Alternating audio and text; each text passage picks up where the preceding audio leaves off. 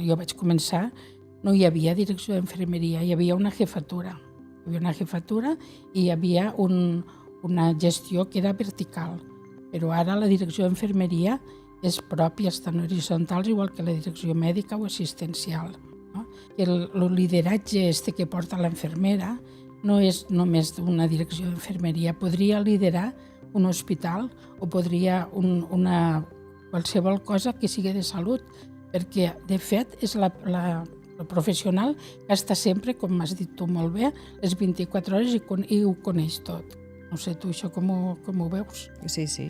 Sí, Avui dia jo crec que les infermeres quan estan ja estudiant i trien esta carrera, este grau universitari, ja és perquè tenen una visió més àmplia de la infermeria, ja només la veuen com a única assistencial, que és el que potser la població no coneix, no?